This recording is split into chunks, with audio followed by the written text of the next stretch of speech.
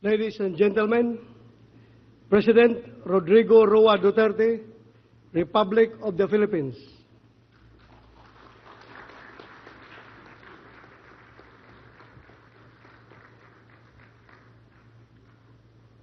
Kindly sit now. Thank you. President Fidel V. Ramos, Executive Secretary Salvador Mijaldi, and other members of the Cabinet, Excellencies of the Diplomatic Corps, Police Director General Ronald de la Rosa, Undersecretary Catalino Coy, the officers and men and women of the Philippine National Police, my fellow workers in government, my beloved countrymen. I'd like, before I forget, my warmest congratulations, felicitations to the awardees today, this afternoon. And I would like you to know that I am greatly gratified by your work you have shown. Salamat po sa inyo. Now, along the way, upon my assumption, I had to do things here inside the PNP because I had to do it. I had no recourse, but it was a call of duty and nothing personal. And I hope that everybody here would understand that. You know, the fight against crime and criminality are eternal. The fight is eternal, rather. Because in every generation and every body politic, wherever there is a government, a congregation of men, human beings, we would have problems about establishing law and order. In the Philippines, we are Filipinos are no exception. We have had our share of our agony and misery. In my generation, especially now, we have seen our country devastated by drugs. And it has not only affected millions, but a lot of them are no longer viable as human beings in this planet. You know, about 2 years ago, PDEA came out with the statistics that there are about 3 million plus Filipinos already afflicted with drugs. And if you just compute by incremental increase, put it at a very liberal rate, let us say 700. So you have about 3,700,000 Filipinos who are dependent on drugs.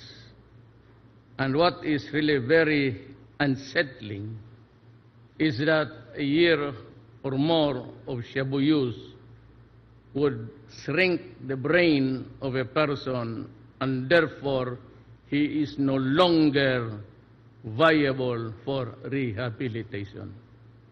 Unlike the poppy derivatives, the heroin and cocaine, they are all grown from an organic plant, that is the poppy. But meth is something else.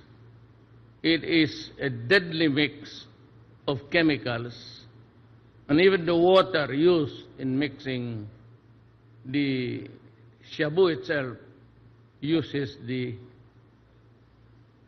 battery, the acid water of a battery we use to fill up our battery to run our motor vehicles. And that is why I hope everybody should understand that. And once in a while, we see a lot of ranting about human rights in my campaign against drugs. Let me be frank with you this afternoon. The fight against drugs will continue and unrelenting until we have destroyed the apparatus operating in the entire country. Now, let me be a lawyer for a moment. A lot of bleeding hearts, including senators of this republic, are complaining about the death rate in the fight against drugs. And by last counting, they say it's about 1,000. Well, you know, place it at a very, I said, conservative estimate.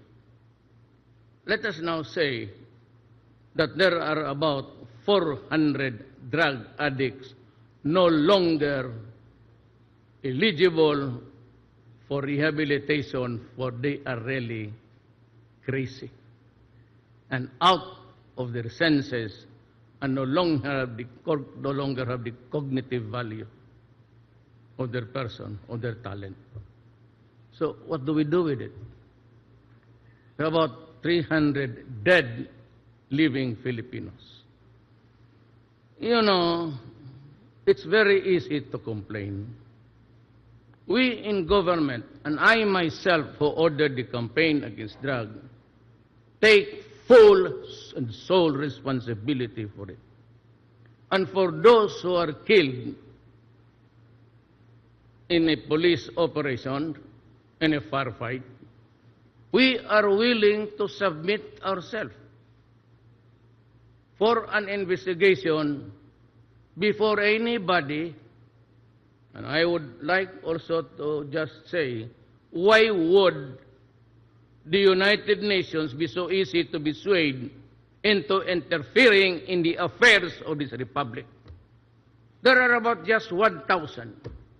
There are a lot of people, innocent women, child, young women, young men, old women, being killed elsewhere in this world without even saying the slightest justice.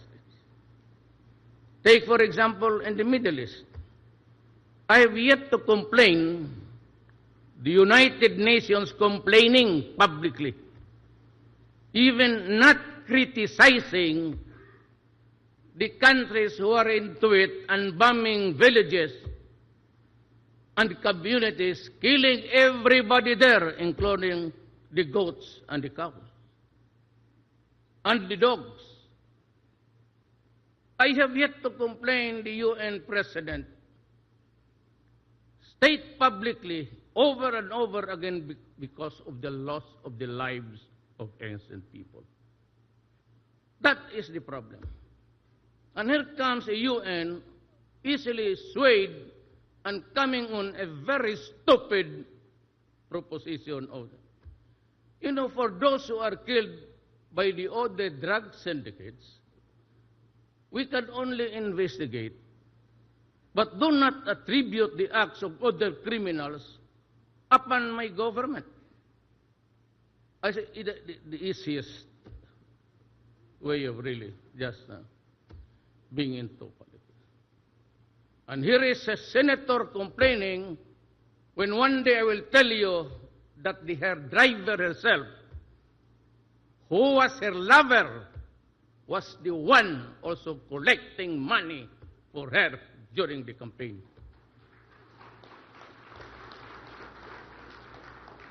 Here is an immoral woman flaunting, well, of course, insofar as the wife of the driver was concerned, it's adultery. Here is a woman who funded the house of her lover. And yet we do not say any complaint about it. Those money came readily from drugs. The intercept between Muntinlupa and the driver were far beyond making sure that somebody was involved. But in fairness, I would never state here that the driver gave the money to her. But by the looks of it, she has it. Ang makapahirap dito. Namumulit ka posturing when you yourself has a very sordid personal and official life. I will show to you, I have this CD when she first investigated me in Davao for human rights violation. Before the press entering the hotel lobby, she said, I will prove that Duterte is connected with the DDS, Davao Death Squad. Until now, she keeps on yakking, and she has forgotten the tape which I had recorded. I would like her to eat it in my presence, but I cannot do it because it is not an accepted edible food for human beings. What's the problem? We inject politics, only 1,000 died, and you put my country in peril, in jeopardy, for the 600 now. Lives wasted, destroyed, families broken, children left, husband and wife together with so many orphans whose parents are alive. Yan ang pinakamahirap dito sa bayan na to. And frankly, one of the things that really prompted me was at the urgings of President Ramos, because he himself, as a matter of fact, knew what was going on. And he came to me repeatedly and said, you run so that you'll have a president from Mindanao and one who can save this nation. President is here, you can ask him. Long before we started the campaign, we already knew what was wrong with the PNP. And I had that's why I had to do something about it. As president, I could not have started my administration with a corrupt Philippine National Police. Alam mo, when I was mayor, and you can ask anybody for that matter, in Davao City was one place where the police, during my time, was protected if they were in the performance of their duties. Once they were disciplined and suspended, I had to pay for the basic salary, the take-home pay, so that the family will not go hungry. I provided the lawyer, and as a matter of fact, I intervened actively. I will not elaborate on it. If I feel that they would be wrongly accused and maybe sent to prison for no reason at all. There was a time when about 27 of the best officers, they are in these halls today, were ordered dismissed. And I practically went into a rebellion and said to the Manila government, this decision was not acceptable to me at all. And I stood my path, and I insisted. And that is why Davao City progressed tremendously, progressively, because of the police and the military who gave me their full support. So in return, what can I do for you, my dear policemen, police officers? I have increased your salaries. You are the first, double your present salary by December. You have gotten the full.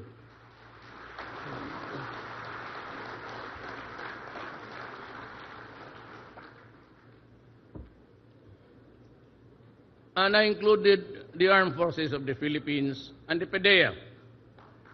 Same, working and gambling with your lives, facing criminals. The Philippines is not in its best law and order situation. You're facing so many fronts. I'm facing the Communist Party of the Philippines, and I am talking. We are facing an insurrection, Muslim insurgency in Mindanao. I am talking with the MI and the MN. I tried desperately to talk sense to the Abu Sayyaf, but they refused. And so there's no other way to destroy them. I have gone out of my way to make the Philippines safe again. I won by a sheer majority of 6 million, which until today appalls me, because I really do not know how I got the 15 million with a 6 million majority from the next neighbor. So I could only think of the many things that I said, but most importantly, I would say that what prompted the audience, the Filipino nation, take notice of what was coming in or out my mouth was this: I will give you a clean government, and it will be so, and it will be done. I promise them I will suppress crime and take control of the drug situation, which was really running wild in our country today. Make no mistake about it. I repeat again for all everybody's consumption.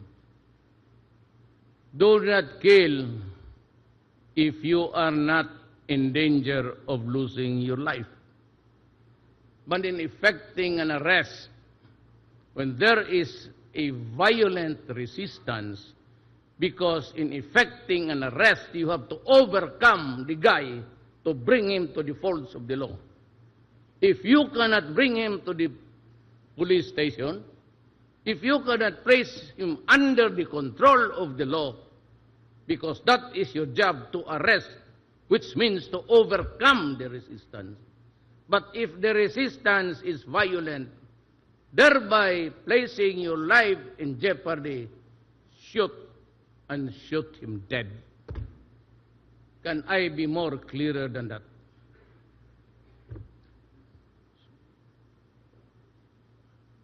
Now, we are trying to fix everything. We do not want war. We cannot build a nation over the bones of our people, our citizens. But at the time when it calls for an action to protect the entire nation, especially the young, I have placed myself at stake. I said before, and I will say it again and again and again, until this statement goes into the mind of those who are listening, including the senators. I place my honor, my life, and even losing the presidency. Just, I said, be careful with me, because when I say I will do it for my country, I will do it even if I have to kill you or be killed in the process. I will not allow anybody to destroy my country. I will not allow anybody to destroy the next generation. Of what good will it be to us when I am already old and my children or the children's children are gone berserk and crazy? Who will spoon feed me with my food when I am old? Who will buy the medicines for me? I am not rich. Who will pay the hospital bills for me? My children. And if you destroy my children, you shall have destroyed me well in advance. That is the thing that I would never, never allow to happen in my country during my watch. Now, like to go back to what I want to do to you. I want to be strict. I want this government, this organization to be clean. And I expect that every money to run the organization will reach down to the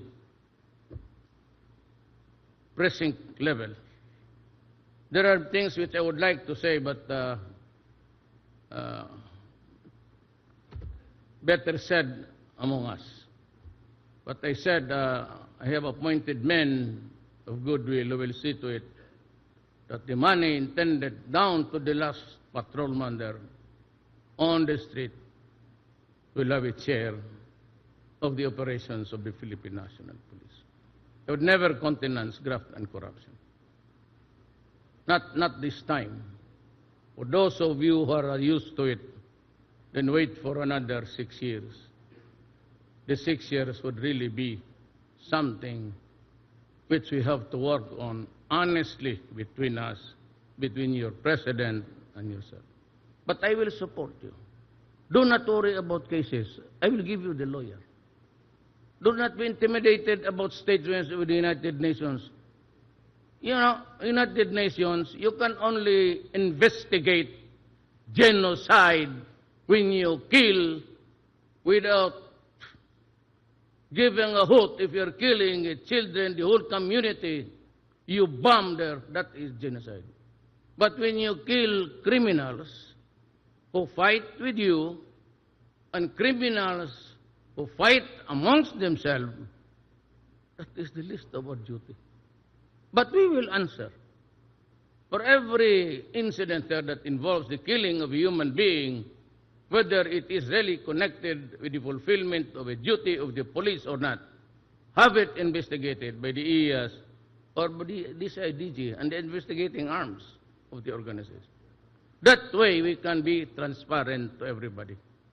And when I really do not know who's going to come here with I would like to whack him in the head. If somebody here from nowhere would come here just investigating for nonsense.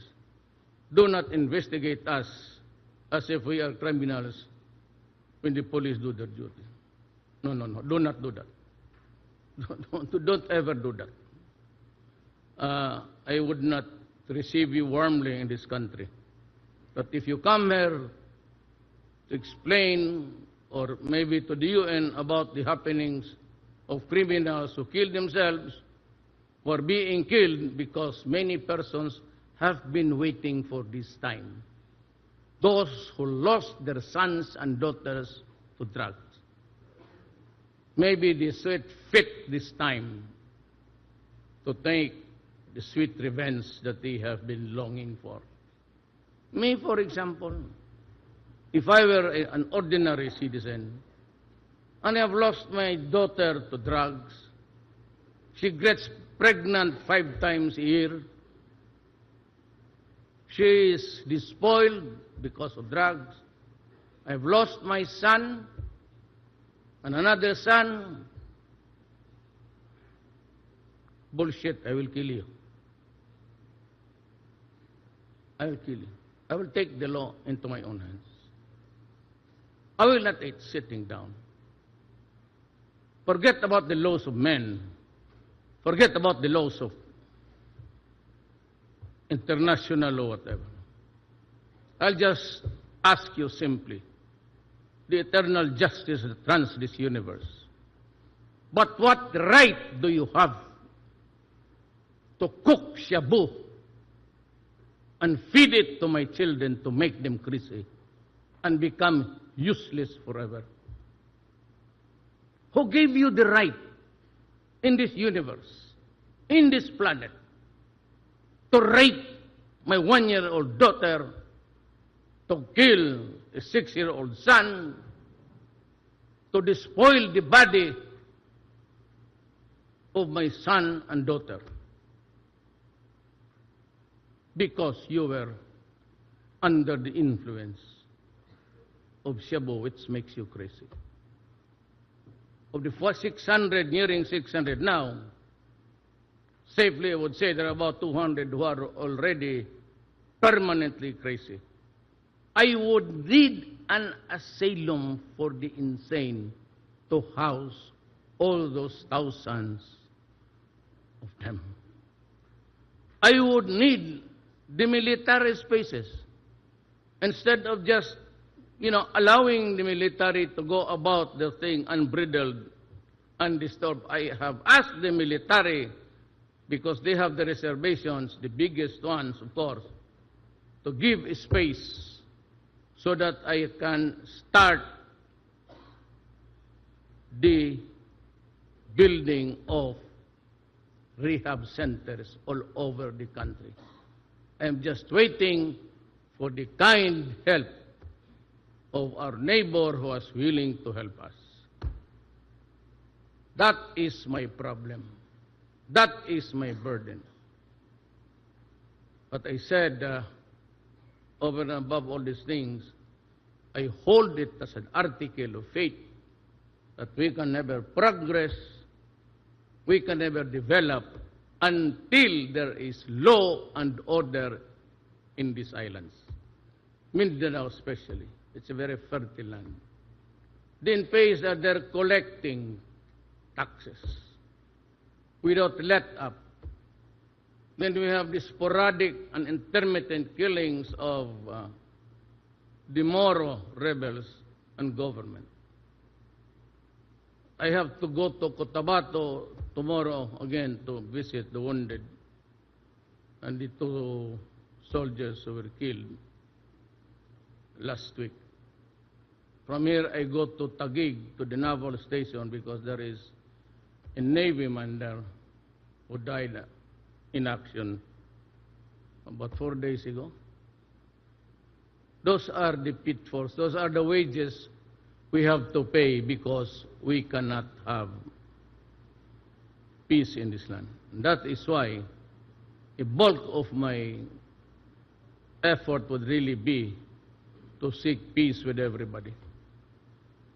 And I promised you, the PNP, the rank and file, you will have your salaries doubled, then I would offer, say, free education from kindergarten to high school. Well, when they reach college, there are those who are gifted by God. I am not one of them, who are really the bright, and they can go and pursue. We can have this scholarship. But for those who do not want to study like me before, who seems to be resistant to good education, well, we can always have the technical, and we will have the help of many of our Asian brother nations. China, for example, Japan, Taipei is also one of those, and Thailand, everybody. What China has offered us well in advance to help us training in agriculture. So I'd like to thank you. And we have the United Nations helping us in all efforts of humanitarian efforts. So we'd like to thank you, the donor of these countries, Canada and everybody, for helping my country. In return, may I just be allowed to say that do not be afraid to invest in the Philippines, whether as help or by assistance or business investments. Come here, there will be no hanky-panky, no asking for tips and everything. All you have to do is to tell me, call me, there's a number, and I will do the processing myself for you. And will give you the paper with you just sitting down.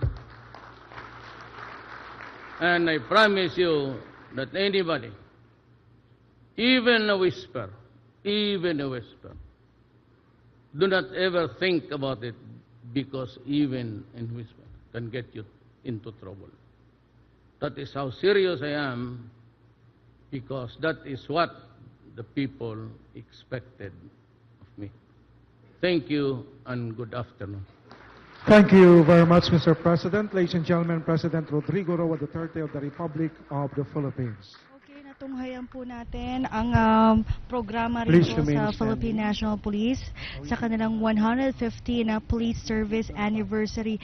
Nauna po magsalita kanina bilang welcome remarks si PNP Chief Police Director Ronald De La Rosa na kung saan sa pag-upo ng bagong administrasyon ay nagsimula muli ang sigla ng Philippine National Police na kung saan nagsimula muli ang paggalang nila ng bawat kapulisan sa ating watawat. Dinagdag pa nga, ito'y sinabi nga ni PNP Chief De La Rosa bilang ama ng buong organisasyon. Anya, simula nang umupo siya sa pwesto ay patuloy ang pagpapatrolya ng mga kapulisan sa lansangan sa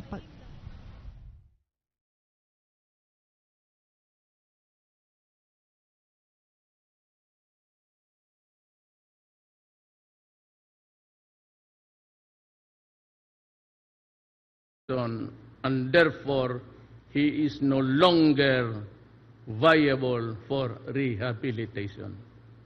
Unlike the poppy derivatives, the heroin and cocaine, they are all grown from an organic plant, that is the poppy. But meth is something else.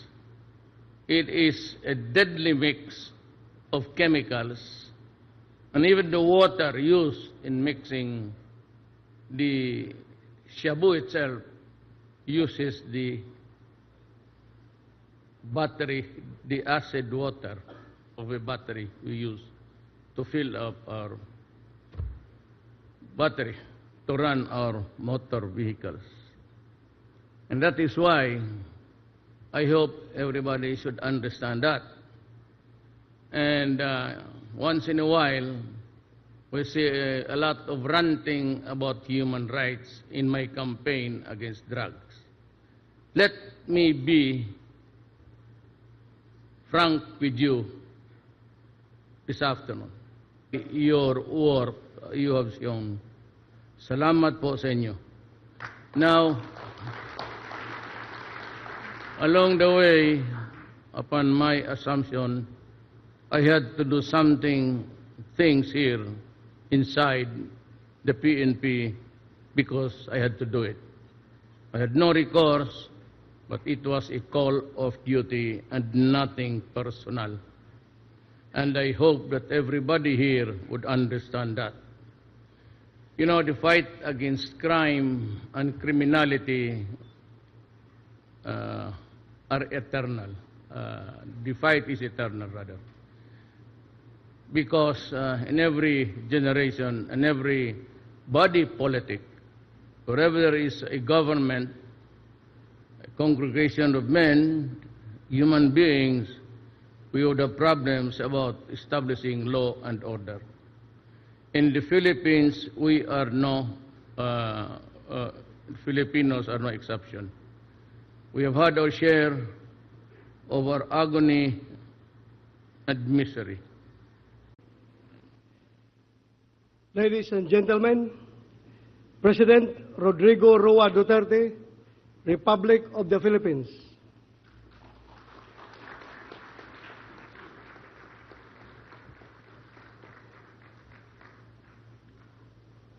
Kindly sit now. Thank you. President Fidel V. Ramos, Executive Secretary Salvador Mijaldi, and other members of the Cabinet, Excellencies of the Diplomatic Corps, Police Director General Ronald De La Rosa, Undersecretary Catalino Coy, the officers and men and women of the Philippine National Police, my fellow workers in government, my beloved countrymen. I'd like, before I forget, my warmest congratulations, felicitations to the awardees today, this afternoon. And I would like you to know that I am greatly gratified by the fight against drug will continue and unrelenting until we have destroyed the apparatus operating in the entire country. Now, let me be a lawyer for a moment. a lot of bleeding hearts, including senators of this republic, are complaining about the death rate in the fight against drug.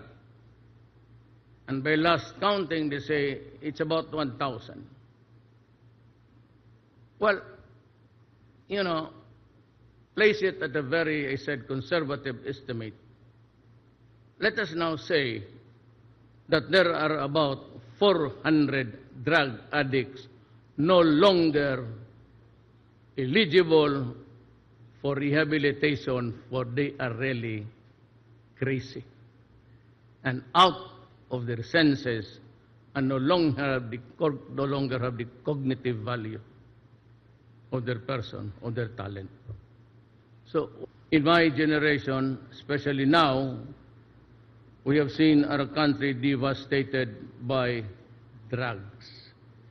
And it has not only affected millions, but a lot of them are no longer viable as human beings in this planet.